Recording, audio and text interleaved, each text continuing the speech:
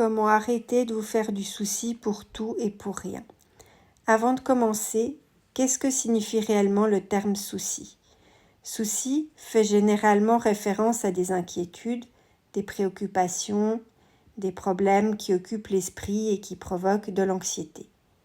Les soucis peuvent être liés à de nombreux aspects de la vie, par exemple la santé, les relations, le travail, l'argent. Ils peuvent varier en intensité, allant de petites inquiétudes temporaires à des problèmes graves et durables. Les soucis sont des pensées qui provoquent du stress, de l'insécurité. C'est donc important de prendre soin de sa santé mentale et de réduire les soucis inutiles. Mais vous me direz, comment arrêter de se faire du souci ou du moins se faire moins de soucis ? Donc 1. Identifier ce qui vous cause du souci. La première étape pour arrêter de vous faire du souci, c'est de déterminer ce qui vous préoccupe, pas juste en apparence, mais réellement. Prenez le temps de réfléchir en profondeur à cela. Vous pouvez noter ces causes sur un papier pour les rendre plus concrètes. Souvent, cette prise de conscience mène à une meilleure compréhension de vos soucis. 2. Évaluez vos soucis de manière réaliste. Une fois que vous avez identifié vos soucis, il faut vous demander s'ils sont basés sur des faits concrets ou s'ils sont simplement le fruit de votre imagination. Souvent, nos soucis sont exagérés, soit donc par rapport à la situation réelle, soit ils sont basés sur des scénarios peu probables. 3. Prenez des mesures adaptées. Vous pouvez influencer vos soucis. Pour y parvenir, élaborer un plan d'action concret. Donc vous pouvez diviser les problèmes en petites étapes successives qui sont plus faciles à gérer. Commencez ensuite à travailler sur chacune d'elles. L'action a la tendance à diminuer l'inquiétude et plus vous contemplerez un problème sans rien entreprendre, plus il vous paraîtra insurmontable. 4.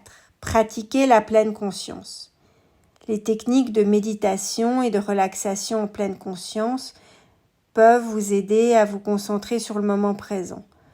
Vous concentrer sur le moment présent, ça vous évite de développer des pensées anxieuses au sujet du passé ou du futur. 5.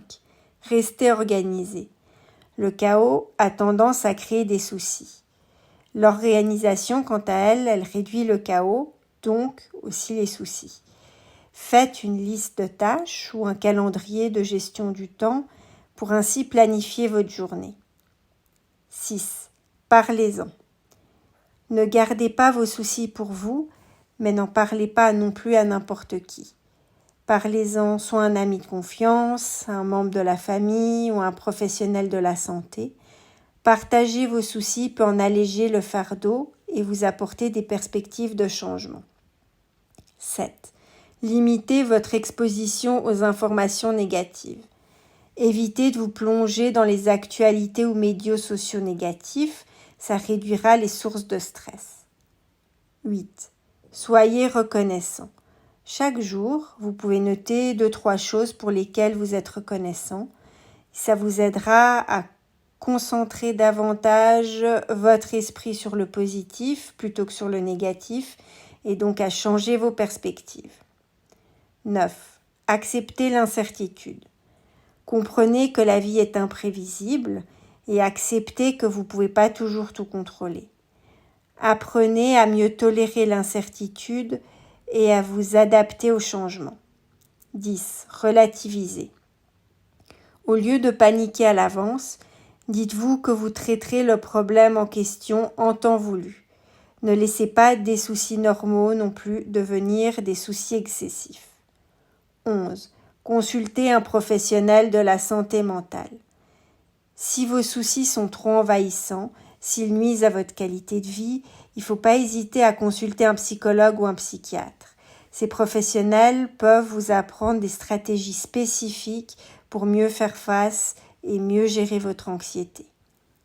En pratiquant les techniques que je viens de vous présenter, et aussi en étant patient avec vous-même, ne dit-on pas « Rome ne s'est pas faite en un jour », vous pourrez progressivement réduire l'impact qu'ont vos soucis sur votre vie et accéder à davantage de sérénité et donc de bien-être.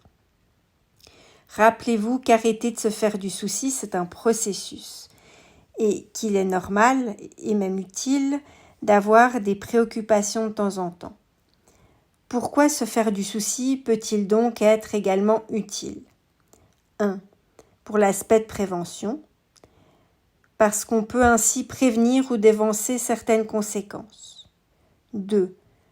Pour l'effet de protection qu'ils engendrent, c'est-à-dire si vos soucis vous mènent à prendre des précautions. 3.